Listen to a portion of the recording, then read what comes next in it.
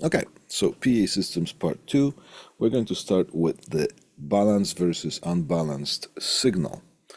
When it comes to audio signaling or signals, signal types, it is a very important concept to grasp. Very important concept to know. Excuse me.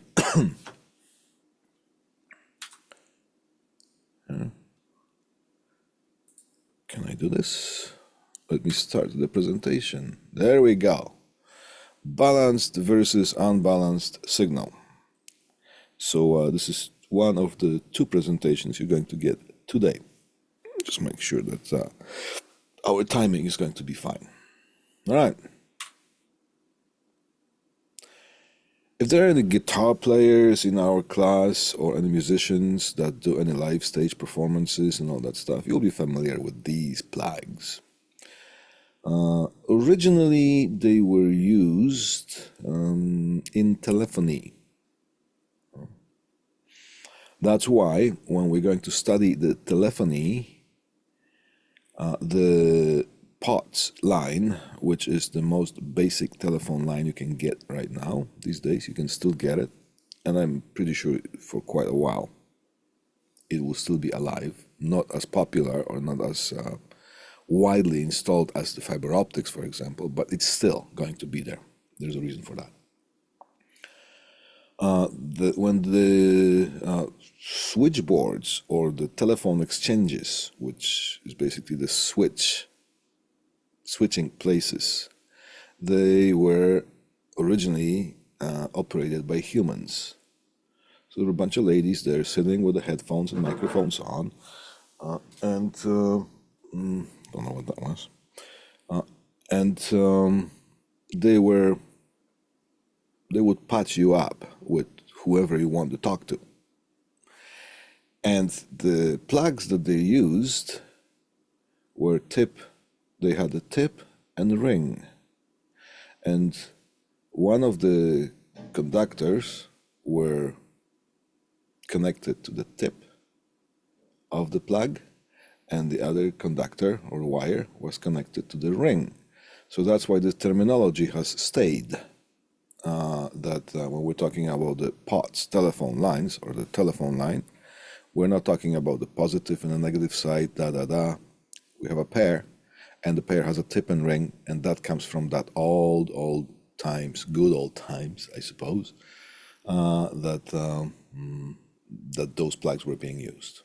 All right, so as you can see, this one on the bottom, this plug in the bottom, has an extra connection. It has a tip, it has a ring, and has a sleeve. So there's three connections here. There are three connections. Both are used in the audio industry still. And I think this is like a typical guitar plug, guitar cable plug. It has a tip and ring. Now, in order to achieve something that's called a balanced signal, you need to have an extra connection here. And we'll talk about that. All right.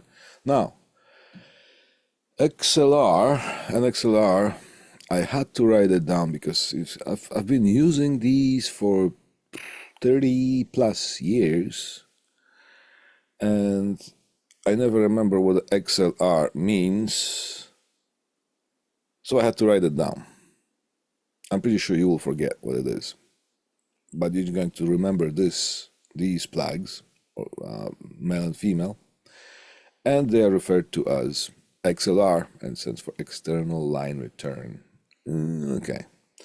Now, the way they are arranged is pin 1, and they are numbered like this. I just made those numbers a little bit bigger, but if you have those, if you buy them out of the box, they will have those imprints in there. You just have to look at them under different angle so the light hits it, so you can see those imprints there or indentations.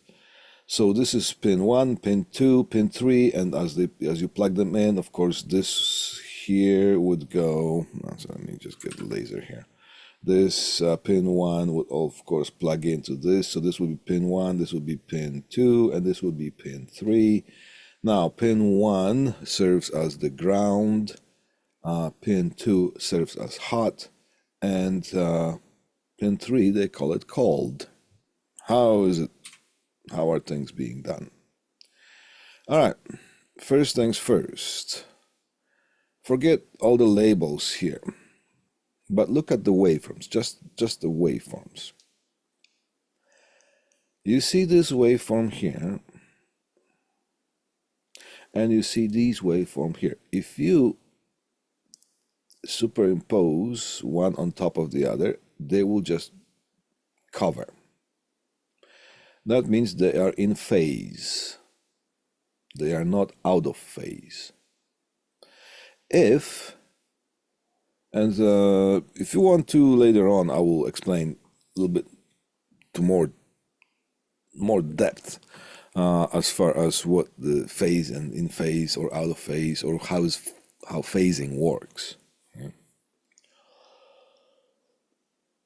But if we take that and superimpose onto, well, take the bottom waveform, and if we superimpose that onto the top one, and if they cover completely, they start at the same time and they finish at the same time, and they keep going. They are in phase. If you take the one that covers the other one and you just move that slightly to the right, you're going to create a phase shift. And depending on how much you move that, you're going to have bigger or smaller phase shift. All right.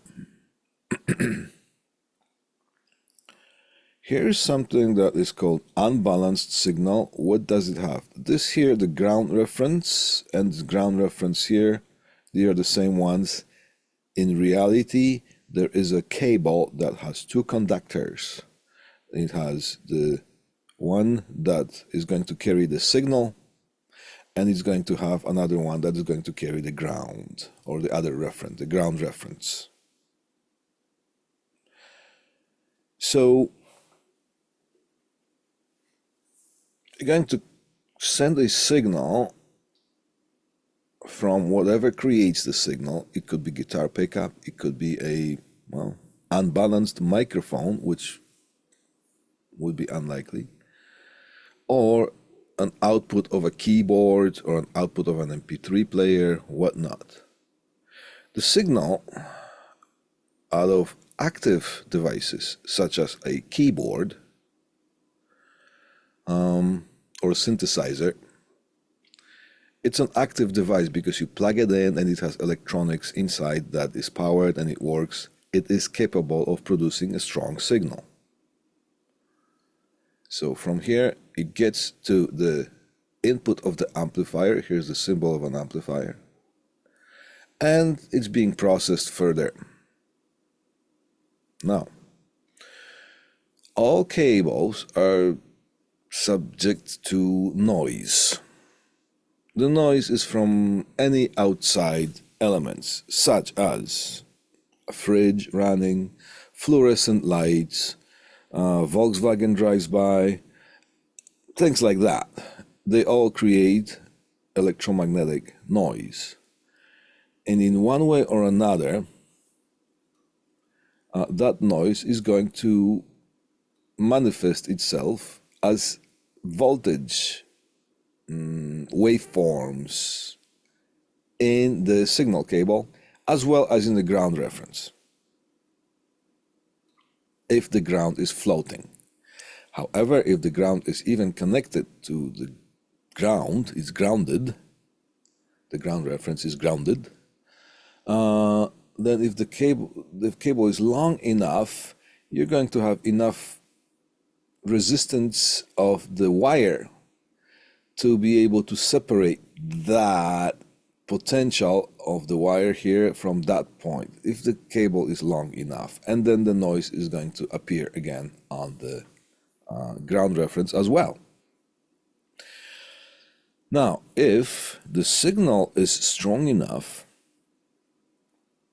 to the point that the noise level is insignificantly smaller, then we are okay, because the noise can be ignored. It's still going to hear some, but it's going to be bearable, or sometimes not even at all.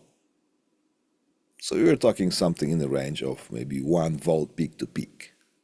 Peak to peak. And if the noise is 50 or 500 microvolts or 50 microvolts or 100 microvolts, it's not going to play any role here. Now, problem is when you use maybe a guitar with passive pickups. If you want, you can research what passive or active pickups are on the guitar. Some of us might already know that. If you still are not able to research any of that, talk to me and I will expand that information further for you. So, a guitar with a passive pickup is not going to produce 1 volt peak to peak. It might produce 1 millivolt peak to peak. All of a sudden, then 1 millivolt peak to peak is much more comparable to the noise that is happening in the wires. So if you use an unbalanced signal, you're not going to have a signal that is clean enough. Plus, if you're doing things on the stage, then you have more than one input to the mixing board. All those noises are going to add up and you're going to have very, very unclean signal. So unacceptable. Well, come to the rescue something that's called operational amplifier, or something that's also called in the differential amplifier. How does the differential amplifier work? It works like this. If these two inputs, because differential amplifier has two inputs, if these two inputs receive the same potential, that input is going to be ignored. There will be no output. All right. So if those two inputs are going to be hit or provided or injected with a signal that consists of two parts, and there is going to be a difference, there's going to be certain voltage between those two, then the input will not be ignored, it will be acknowledged as signal. All right, so here is, look at this. This waveform here and this waveform here, if you superimpose that bottom one onto the top one here, they will not be in phase. They will be out of phase, completely out of phase. You couldn't be any more out of phase than that, because it's just like a mirror image, and we consider that to be 180 degrees out of phase. It's a mirror image. If you want to know more, talk to me, let me know. I will expand that information. But just so you know, if those two inputs, if they look like a mirror image, then it's considered to be 180 degrees out of phase. All right, it's a mirror image. So look, at any point of the signal, because there's a mirror image of the signal, then we are going to have a voltage between these two. Those two are going to be never the same. There's going to be a voltage presented. So it's going to be acknowledged by the amplifier as a signal and passed through. If there is noise present in the cable, if a Volkswagen drives by, it is going to introduce a noise into both cables or both conductors, but the noise will be in phase. See here, noise and noise. Here's a spike. Something, somebody turned the light on of some high power device and you get an occasional spike. That spike here and that spike here, they will be in phase.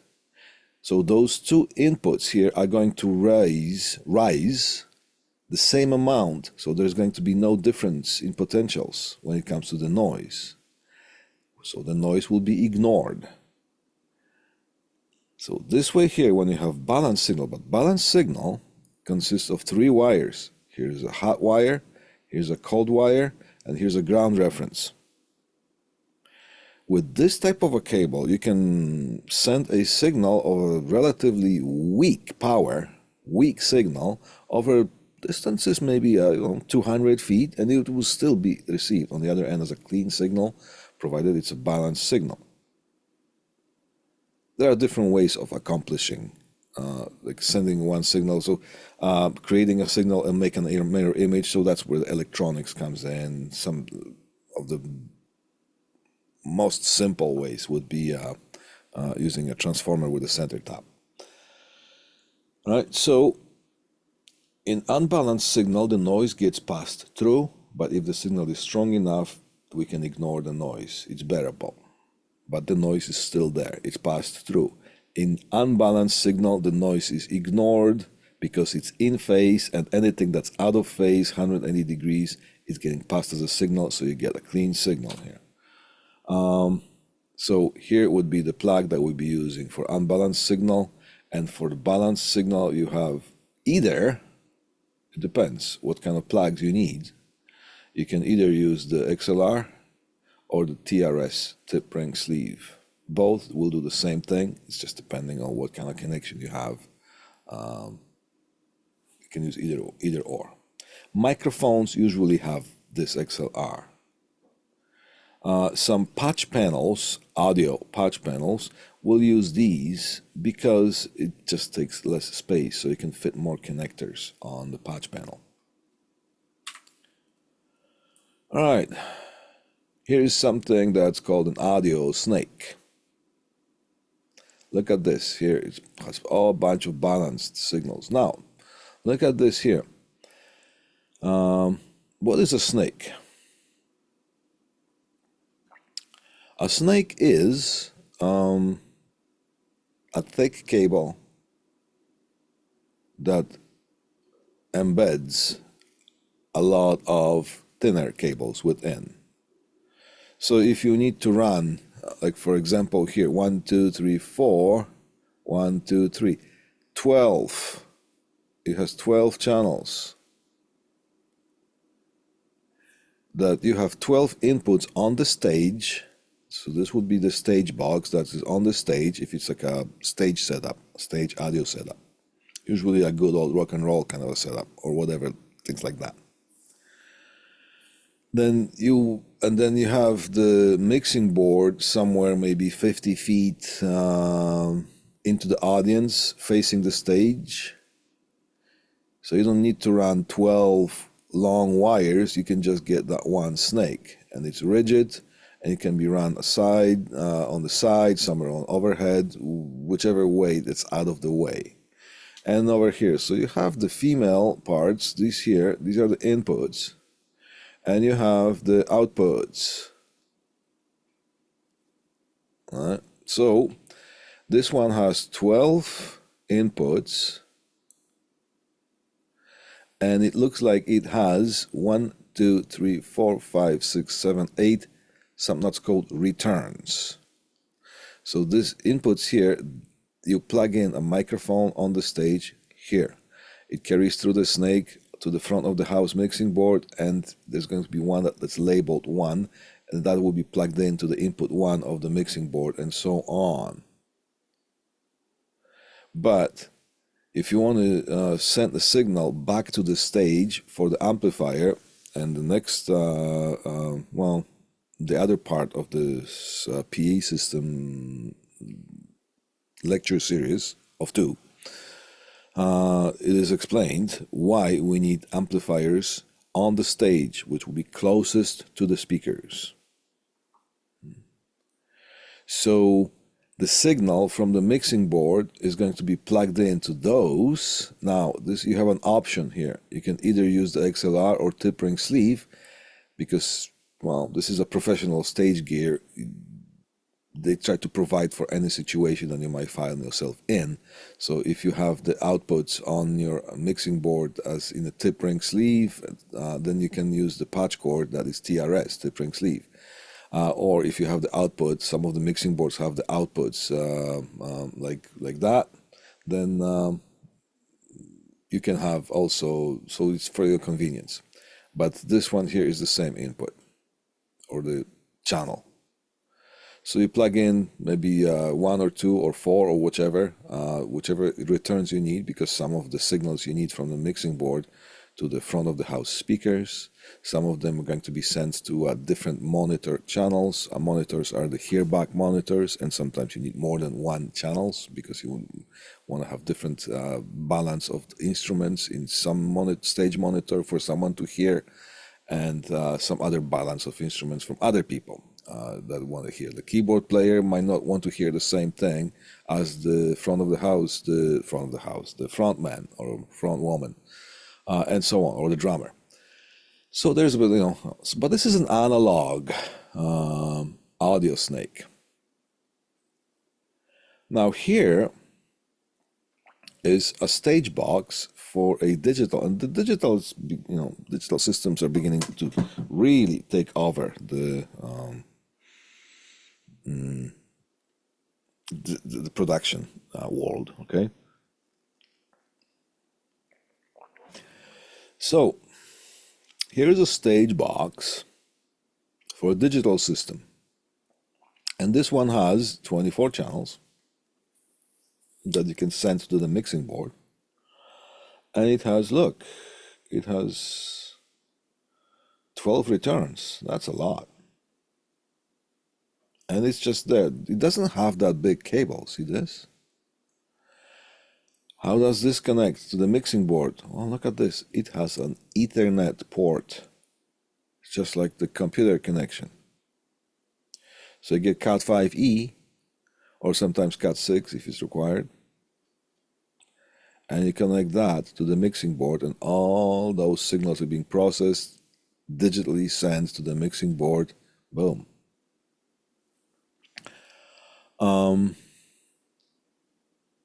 There's pros and cons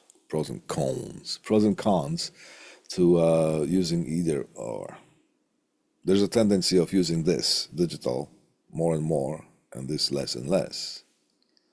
However, if you have an analog system, yes, you need to have a bunch of different processors plugged into the mixing board, and everything is kind of like a live plug-in, live gear.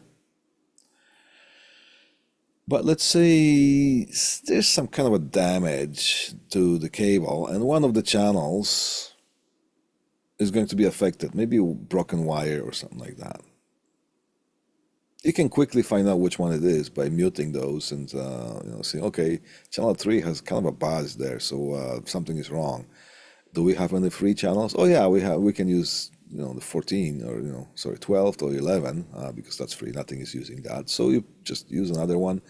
You go through the show, and then after that you take it apart when you come home to see what's wrong with this, and you can fix it. Now here, if that Ethernet cable or the connection is damaged or compromised, or if something happens to the cable any way along between the stage box and the mixing board, then it actually sounds like skies are falling. It can actually be damaging to the speakers, stage gear, and maybe people's ears even. Because it just sounds really, really terrible. It sounds like the end of the world. So there are different analog and digital systems now. Another way to look at the balanced and unbalanced. So conventional unbalanced connection here. Here's a signal source, and here's a ground reference, and here's a signal reference. That's the input device. There's a signal. Noise is being introduced from interference, and the signal might look like this on the output. If you have a balanced connection, here's a signal that is coming in from microphone, guitar pickup. It's being processed into sending a mirror image of it. So it's being split into two. And see, here's the mirror image of this signal. So that mirror image is acknowledged as a signal. And anything that, of course, if you have a noise, the noise is going to affect both conductors the same way. The noise will be in phase, so anything that's in phase is going to be ignored.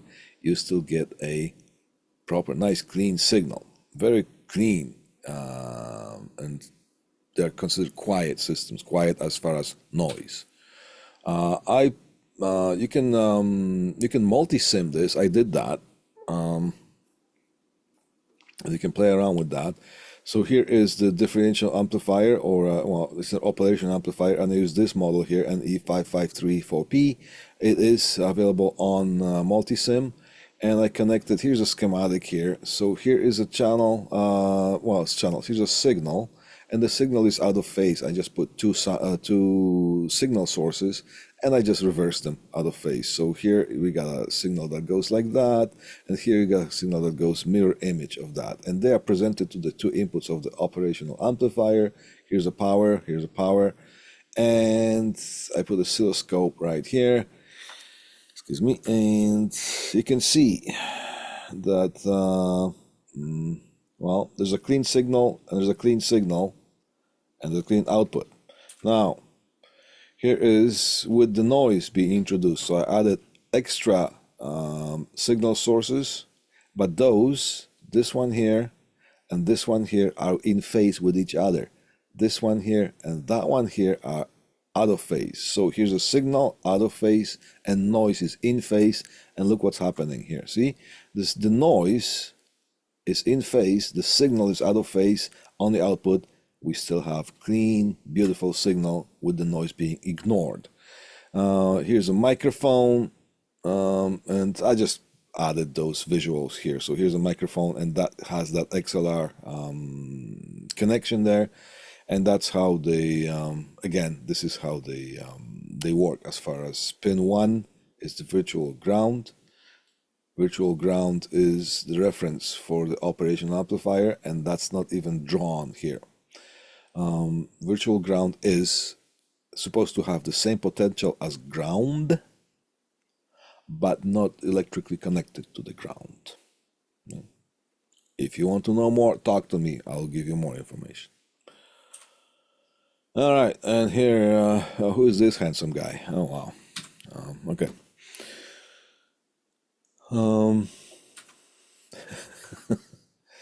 Excuse me. All right, so now I'm going to give you the other part of the second part. Where is my... Here it is. Here's the PA systems, part 2. Let's go. All right, PA system stands for public address, and this is part 2 of 2. Well, I'm giving you some practical applications examples here. So here's a stage that's being built. It's for one of the New Year's Eve events in Europe, in Poland actually. That was some years ago. That's what they did that. It was quite successful actually event. But it would take about 3 weeks or so to build. And you can see it's a fully blown construction site just for one night, New Year's Eve. After it was done, it looked like this. So well, at night, and all the dress ups, and you know, so here you can, if you want, that's who was performing there. You can just see how things would look live with a live performance. Public address, that's a stage system. Now, what do we have here? Remember I was talking mixing board, front of the house. The whole event or physical space is divided into basic 2 parts. Front of the house, is where audience is. It's called FOH, front of the house. And stage. And of course, backstage. Stage right, stage left. Upstage, downstage. Now, here, see, there's a stage box. Depending on whether it's an analog mixer or digital mixer, you're either going to have an analog snake plugged in here, or you're going to have Cat5e Ethernet cable plugged in to the stage box and to the mixing board. As a side note, if you ever do any live audio setup, and if you use analog system with the analog snake, it is important that the mixing board, which is front of the house, about 50, 60 feet into the public, into the audience. So this mixing board and all the gear that is powered on the stage are powered from the same electrical panel. If you have, because sometimes the rooms are big, so you're going to have a stage and you're going to have some electrical panel over there with a bunch of lines run to the receptacles, power receptacles.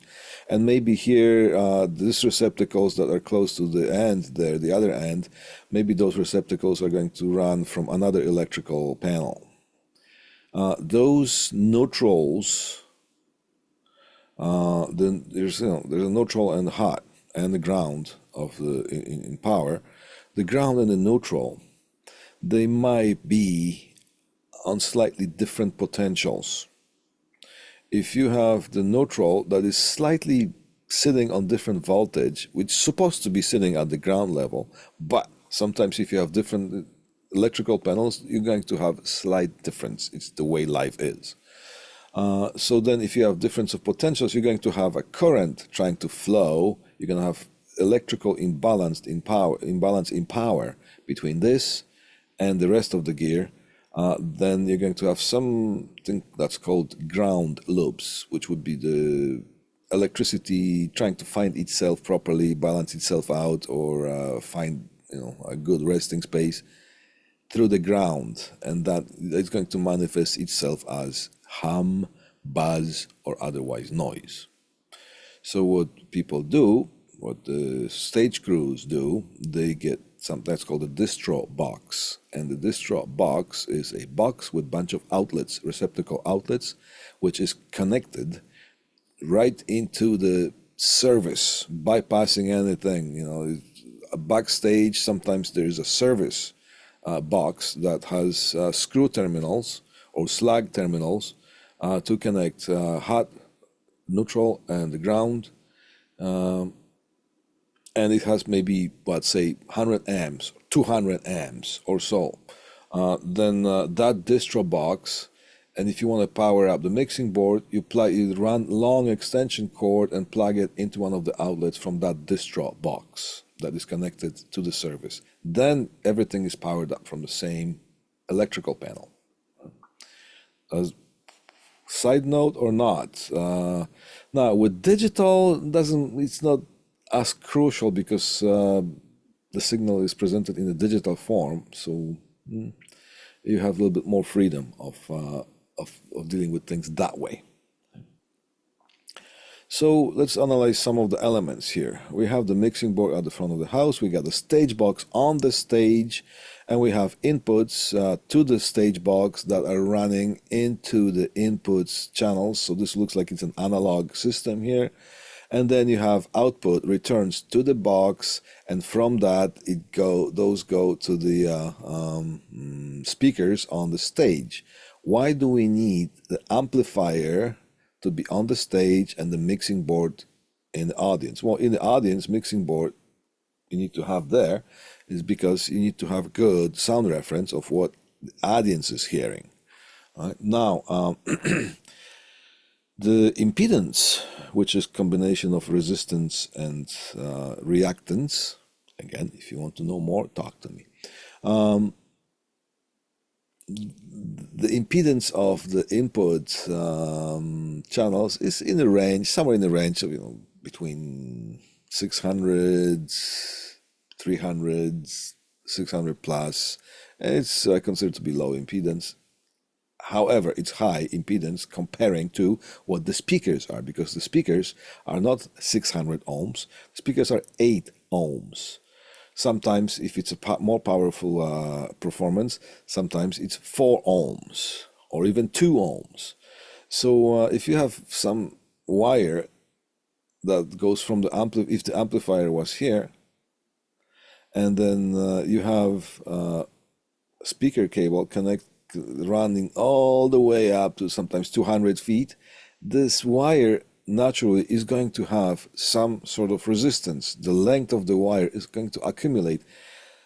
We consider on the breadboards that we do the projects and all that, we consider the wires to have 0 ohms. Yes, if the wire is 6 inches or 9 inches or 3 inches, yes, it is going to look like it has 0 ohms. It has no resistance at all. In fact, it does have a little bit of resistance. If you have a long cable, excuse me, long conductor, then the resistance slowly but surely adds on, and you could have 3 ohms. You're gonna have 2 ohms. I've seen thinner cable, like a 24 gauge or 22 gauge over something like 300 feet, or actually longer. It will have like close to something close to 10 ohms, or 15 ohms. So it does add up. So what we need is we need the signal, because the signal the impedance is about 600 ohms, and if the wire is going to give you 5 ohms, so 5 ohms comparing to 600 is nothing. Okay, it's negligible. But if if you run a speaker wire, and if you have 8 ohm speakers and you have 4 ohm, so then half of the power is going to go into the cable. So you don't want that. So what you need is to place an amplifier on the stage, which is closest to the speakers, and then you are going to have the shortest possible wires going to the speakers. And the signal from the mixing board, return channels, is going to be going into the stage box, from the stage box to the amplifier, which is 600 ohms, and then 8 ohms goes to the speakers, but shortest possible wires. So we have the front of the house speakers with a bunch of processing equipment, crossovers, usually mid-highs frequencies, amp, and low frequencies amps, and that's going to go either separate or crossovers in the speakers. It depends on what the system is. Then you're going to have some returns into the monitor, stage monitor, and you're going to have monitor amps, and you're going to have stage monitors. You can have one channel for all, for the stage monitors, or you can have separate channel for every single musician there. So some musician might want to hear more bass and less guitar.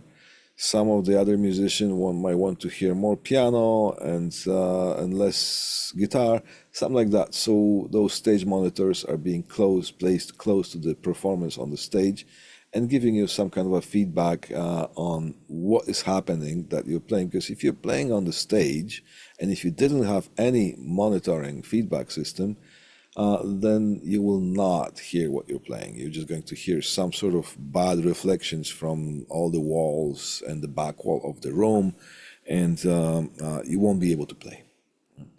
The other thing that I haven't included is it's called stage fill.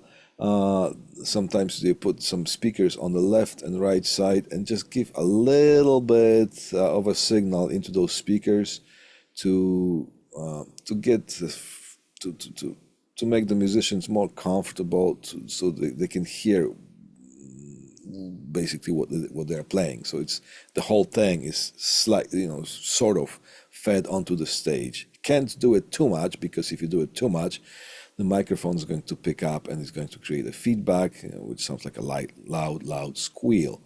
Also, you'll notice here one more thing. DI box, direct input box. I think it's called direct input. DI box. DI box purpose is you take the signal, unbalanced signal with the guitar, from the guitar, and the DI box is going to turn it into a balanced signal and send it to the stage box, and so it can be processed further. All right, typical mixing board. I just took a picture of simple mixing board. Actually, is that what I have? I got the next generation. I got the Pro FX6. Pretty cool because actually you can use it as an audio interface too, but I haven't. I'm just using it as a mixing board. Oh, I don't have that little. I got the effects, but I don't have that little graphic equalizer here. Oh, so each channel has a strip. It has an input, and this one has two connections to the input. One is the XLR, and the other one is tip ring sleeve, depending what you have and what you want to plug in. Because a mixing board is supposed to accommodate pretty much any possible situation. This one has two channels like that. It also has something that is a pad.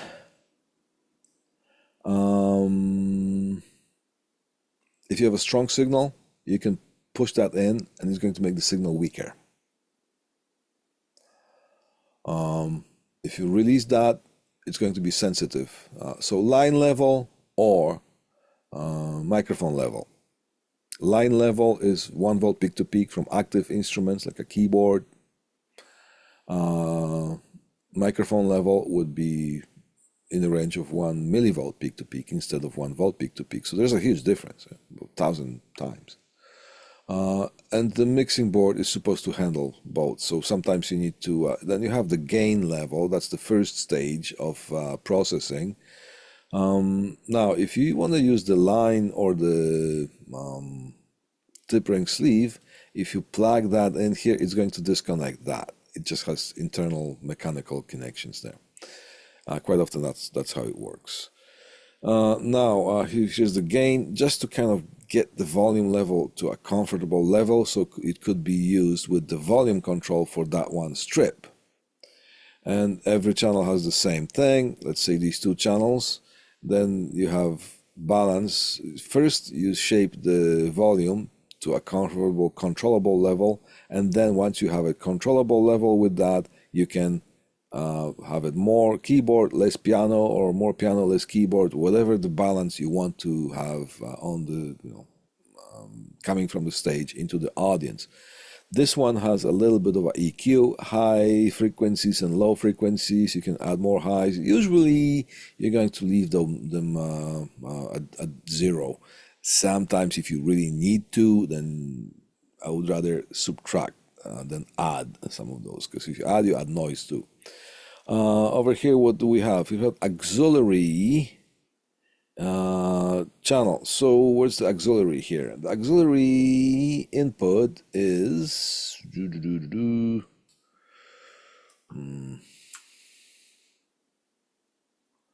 I don't see it. Auxiliary monitor send, FX send, line and main out. Maybe there is an input on the at the back somewhere here also to plug in auxiliary. Like for example, there's auxiliary send and auxiliary return. It could be these two, depending. You have to read the manual for that. Auxiliary send for every strip, right? Or it could be one global one. So you could say you have a effect processor like an echo or reverb or something like that for the microphones on stage when people are singing. So you're interrupting the channel here and you're sending that to the effects processor and back into the channel. And then here by the auxiliary, you want to see how much of a dry signal, so how much you want to include that, or how much you want to exclude that. So auxiliary, how much you want to affect on that channel. And this particular one here has something that's called effects. Do I have the effects on my thing?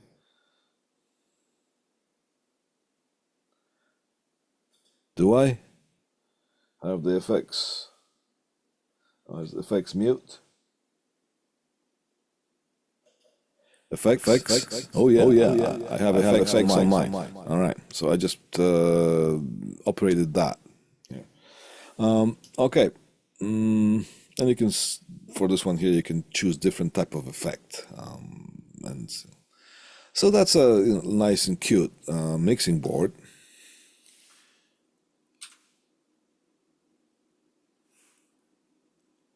Auxiliary, that's a magnification of that. I don't see the auxiliary here.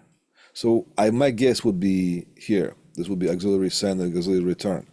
But you have to read the manual. People ask what is tape in, tape out. Well, that's the old tape deck, and they still save those RCA type of jacks. This is the same thing that I explained. Now, between this and that, it's the same thing. It's just more channels. And some of the mixing boards might have something like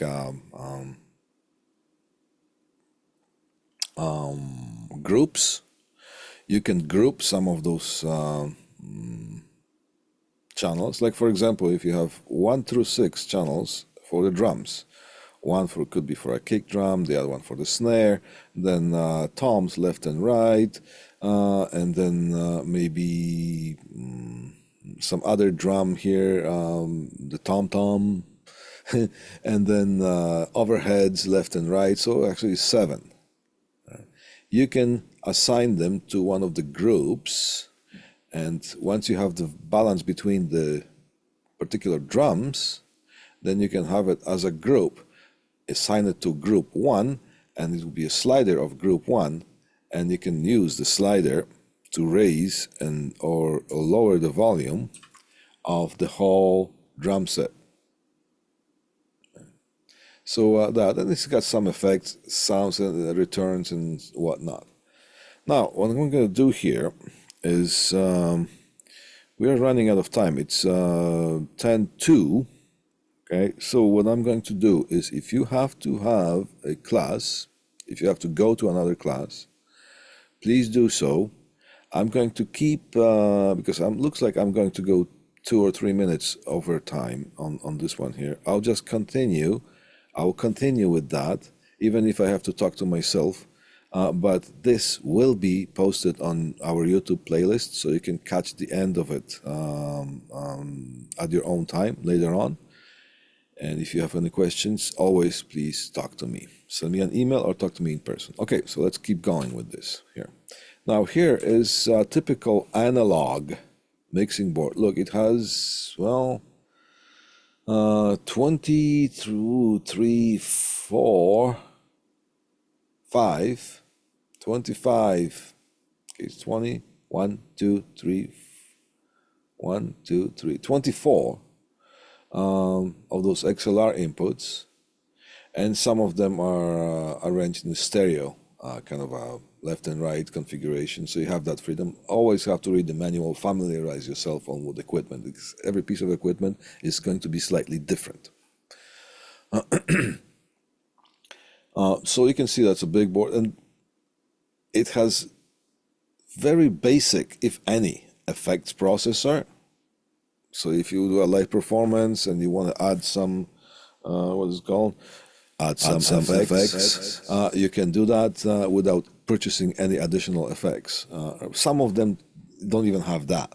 Right? You have a little bit of an equalizer, that. So it's a, if you want any kind of compression or anything like that, limiter, compressor, any kind of processor, then you have to plug it in externally, and you have a physical piece of equipment. Now here is another type of a mixing board. It's a digital mixing board, and of course there are cheaper ones. You probably won't get that if you want to use as a small venue.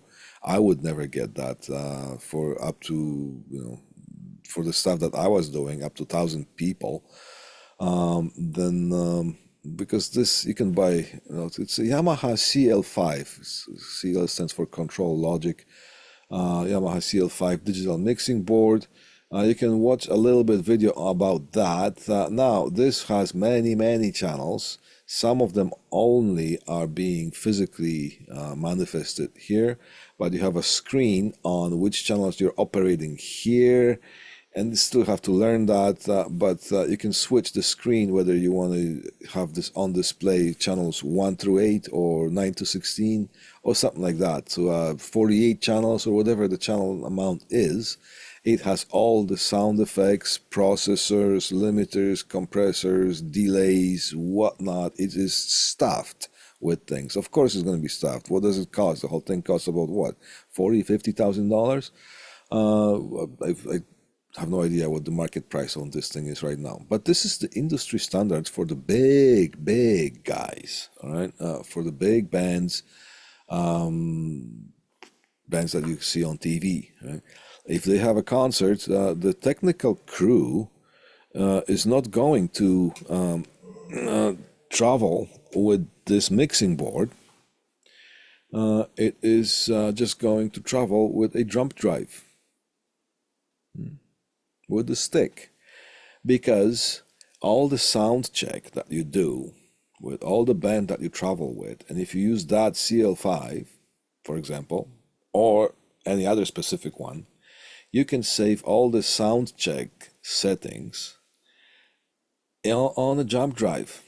Then you get the same piece of equipment wherever you travel, on the plane, and you request that whoever is organizing the concert, that they have this set up. And the sound engineer just comes with the stick, puts the jump drive in, boom, loads all the setup. So if the sound check will not last 4 hours, the sound check is going to last, excuse me.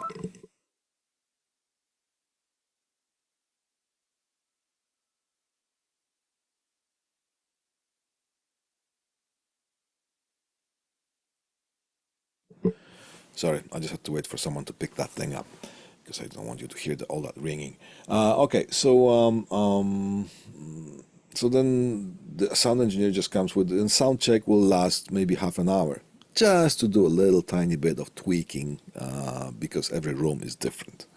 Maybe there's some kind of a feedback, excitement happening there because of certain characteristic of the room or whatnot. So that's the digital world right now. Yes, this one is about, I don't know, 30, 40, $50,000. You don't need that. You can buy a digital mixing board that is, way smaller, and you can spend $1,000 or $2,000, and that's quite affordable, and those are good too. Now, how are things being done on, let's say, this typical stage setup? Look, the digital systems, they open up a bunch of possibilities for us, because you have all the gear set up on the stage. The mixing board, which doesn't look like a mixing board, it just looks like a box, is set up on the stage. It has all the guts of a mixing board. It just doesn't have the sliders, but it just have so it's the whole brains of the whole sound system is in the stage box. What you have is you have Bluetooth connection or other ways wireless connection between the controls that are basically a PC screen, touch screen or whatnot, and you can control the mixing board on the monitor on the screen, and then you don't need to have all the wiring going between the front of the house to the stage, nice and clean, controllable. You can have either some of the musicians, if they have, see, here's a stage monitor, here's a stage monitor, here's a stage monitor. You see that person that uses that stage monitor here to hear back what's happening. Because when you play that, here's the front of the house speakers, they shoot the sound forward, and you hear very little on the stage, to the point that sometimes it's impossible to play. So you need those stage monitors to give you the sound that is happening. So it's sometimes there are separate mixes. So in digital, one of those musicians could have a tablet, a small tablet somewhere there, and he can control what's happening on this monitor. If he wants maybe to hear maybe a little bit more of this guitar, less of the singer, or whatever, they can do that. So they can adjust their own stage monitoring up to a point. Right. So that's how things are being done right now. Now, I'm gonna make a bold statement because here is a microphone. Right? Microphone. This one here is called Shure SM58. SM58 Shure microphone Shure SM58. And I'll tell you that there are two kinds of people in this world. Half of the people in this world think that this is the best microphone in the world for stage performance. I belong to that half. Okay? The other almost half has nothing to do with audio, pro audio, and there are some people in that other half that prefer other microphones and will argue that these are not the best microphones in the world as far as stage performance, not studio, stage performance. Take it with a grain of salt, what I just said, but there's something to it. Most of the equipment, audio equipment, is calibrated using these. That's a world reference. Unless some of them are not, because somebody says, "Oh yeah, but this one is not." Okay, all right. So now here I'm going to ask you to watch this YouTube video here. Once you download this presentation, or you can just type it if you watch the video and you have no presentation, because you could be watching someone that's not my student some years ago, some years later. So there is a comparison between the Shure SM57, SM58, SM7B. 7-minute video, pretty interesting. Shure SM58 is mostly used for vocal and it's best in the world microphone since the I'm not sure 50s when it was introduced. Of course, the shape was different, but the cartridge was the same.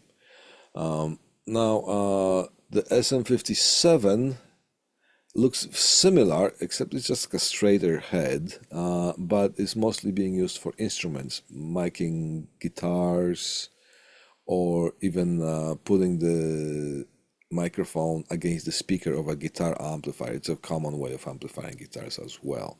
So any kind of instrument would be mostly mic'd with SM57, vocals SM58.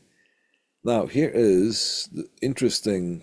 Now this one here will set you back about $100. This one here also will set you back about $100. Now here is SM7B. It's a dynamic microphone, which means it's not a condenser mic. I'll have to explain what the difference between those is, but let's not digress. So usually the studio mics for vocals will be high quality, like for example Neumann microphone that's maybe costs $90,000 or $100,000. But this is not a condenser mic. I'm speaking to you through a condenser mic, but I think my tube preamplifier needs tubes to be replaced. And if I do like this, it sounds like a water dripping. It's the tubes going out of out of their own life.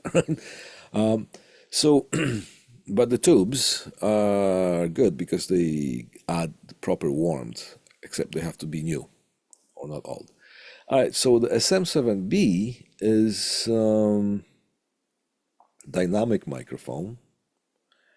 However, it's being used, and if you look at that, and if you watch any YouTubers, a lot of them use that SM7B. You will not make a mistake. You will see that. If you see this video, what the shape of that microphone is, you will actually see all the YouTubers that are using that. And I bet you didn't notice that before. You're going to notice that now. It is not the... Like, for example, you can't compare that to a Neumann microphone and whatever the model would be that costs about $100,000 or maybe less. Because this SM7B, you can buy it for $600 new. You can buy one for $400 used. And plus, you need something, some kind of a preamplifier with that because the signal out of that seems to be weak. However, the quality of the sound that comes out of this one here has a specific type of characteristic that even if you have a microphone that is considered technically with the better specifications, you still want to have that SM7B because the type of a sound that comes out of it is shaped in a way that it is friendly to us humans. You can have a much more expensive microphone and you're not going to be as satisfied as a listener because that SM7B, you can talk, it's just, there's something about it that you can listen to somebody talking to that microphone and not get, your ears won't get tired, which is not the same case with even way more expensive microphones. So every microphone has its own purpose. I might ask you, now some of them, actually I'm gonna play you a song when, well, on YouTube, next time we see each other. There's a group from Toronto, quite a well-known group. Some of yeah. Well, I'll call it Samantha Martin and Sugarcane. That Sugarcane is the name of the band. Samantha Martin is she has her own name, and they're from Toronto, from our area, right? And one of the songs that I noticed that they did a recording, they used that microphone for a studio recording type of a recording thing. Okay, so yeah. All right, balanced and unbalanced. You already have that lesson because we took care of that in the beginning of this lecture.